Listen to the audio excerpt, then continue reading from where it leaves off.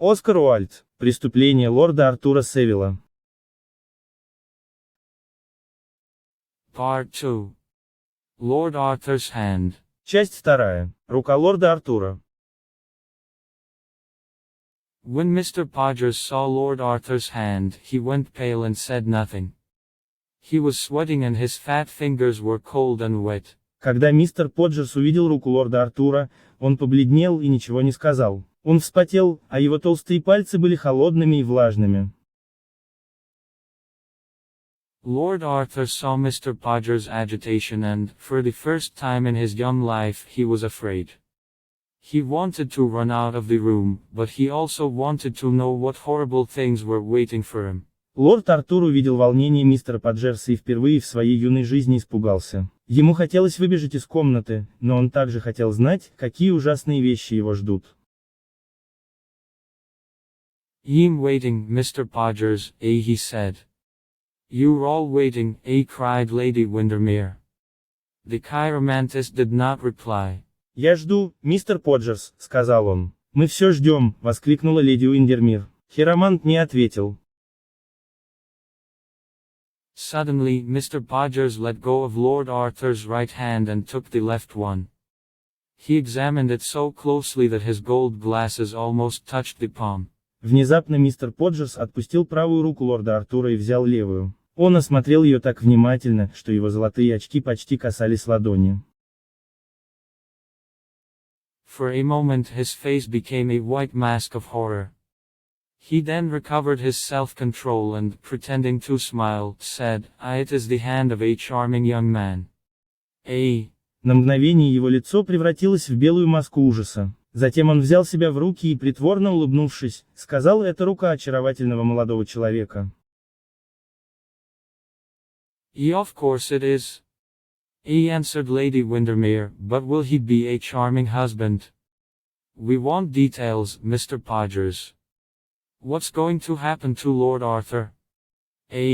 «Конечно, это так», — ответила леди Уиндермир. «Но будет ли он очаровательным мужем? Нам нужны подробности, мистер Поджерс. Что будет с лордом Артуром?» Well, in the next few months, Lord Arthur will go on a journey. Oh yes, his honeymoon, of course. And lose a distant relative, Mr. Podgers added. В ближайшие несколько месяцев лорд Артур отправится в путешествие. Да, его медовый месяц, конечно. И потеряет дальнего родственника, добавил мистер Поджерс. Well, I'm very disappointed, said Lady Windermere. I have nothing to tell Savile tomorrow. No one is interested in distant relatives these days. Come on. Let's go and eat. If there's anything left to eat, of course. Что ж, я очень разочарована, сказала леди Уиндермир. Мне нечего сказать Сибиле завтра. В наши дни никого не интересуют дальние родственники. Ну же, пойдем поедим. Если, конечно, там еще осталось что-нибудь поесть. The Duchess, her daughter, Flora, and Sir Thomas walked towards the dining room. At the same time, Lord Arthur Savile remained standing where he was. He felt that something unpleasant was coming into his life. Герцогиня, ее дочь Флора и сэр Томас направились в столовую. В то же время лорд Артур Сэвил остался стоять на месте. Он чувствовал, что в его жизнь входит что-то неприятное. He looked at his lovely sister who was walking past him. He did not notice that Lady Windermere was calling him to follow her. He thought of Sybil Merton, and the idea that anything could separate them brought tears to his eyes. Он посмотрел на свою прелестную сестру, которая проходила мимо него. Он не заметил, что леди Уиндермир зовет его следовать за ней. Он подумал о Сибил Мертон, и мысль о том, что что-то может их разлучить, вызвала у него слезы на глазах. He could not move. He had lived a life of luxury and fortune. Now, for the first time in his life, he understood the terrible mystery of destiny and the awful meaning of doom. Он не мог пошевелиться. Он прожил жизнь в роскоши и богатстве. Теперь впервые в своей жизни, он понял ужасную тайну судьбы и ужасный смысл рока. Was some terrible secret or crime written on his hand that he could not read? Was any escape possible? We are, he thought, like pieces on a chessboard moved by an invisible power. This thought made him angry, but at the same time he felt that tragedy was waiting for him. Была ли на его руке написана какая-то ужасная тайна или преступление, которое он не мог прочитать? Был ли возможен какой-либо побег? Мы, подумал он, как фигуры на шахматной доске, движимые невидимой силой. Эта мысль разозлила его, но в то же время он чувствовал, что его ждет трагедия. Actors are lucky. They can choose their role either in a tragedy or in a comedy. Real life is different. Most men and women have to play parts they are not qualified for.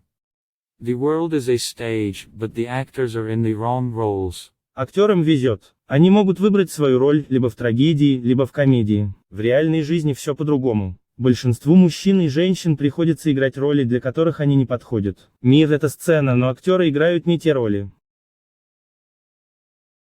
Suddenly, Mr. Podgers entered the room. When he saw Lord Arthur, his fat face turned a green-yellow color. The two men looked at each other.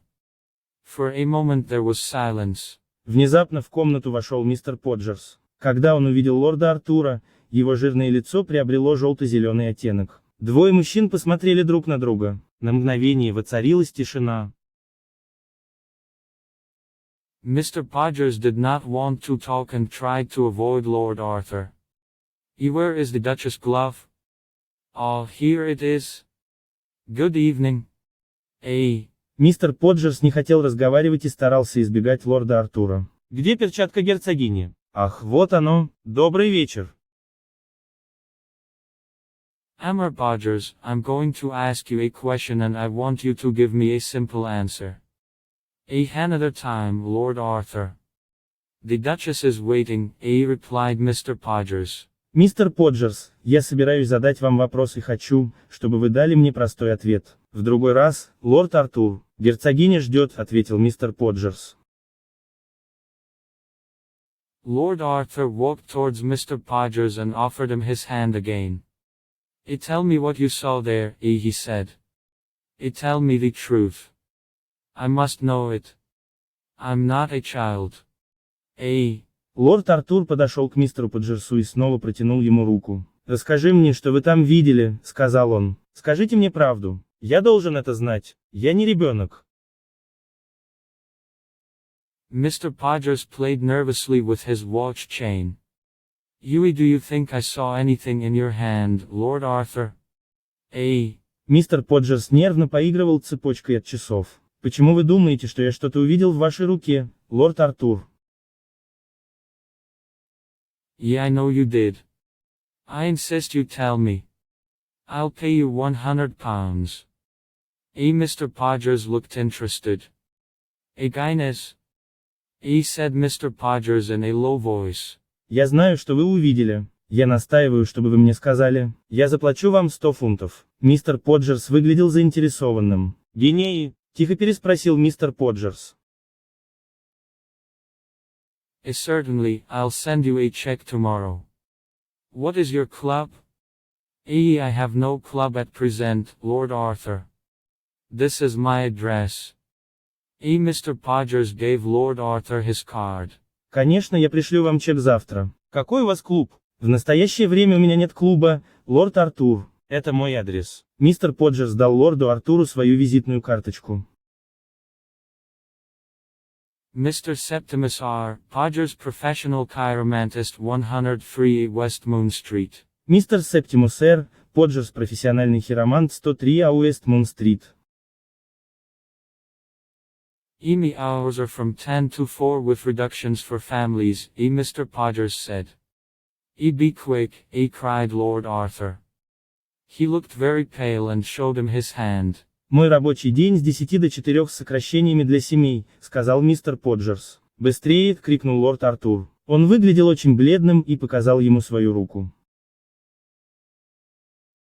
It will take a little time, Lord Arthur, please sit down. Lord Arthur was now angry. Be quick, sir, cried Lord Arthur a second time. «Это займет немного времени, лорд Артур, пожалуйста, присаживайтесь». Теперь лорд Артур был зол. «Поторопитесь, сэр», — во второй раз крикнул лорд Артур. Mr. Podgers smiled and pulled a small magnifying glass out of his pocket. He cleaned it carefully with his handkerchief. I'm ready, he said. Мистер Поджерс улыбнулся и вытащил из кармана маленькую лупу. Он тщательно вытер его носовым платком. «Я готов», — сказал он.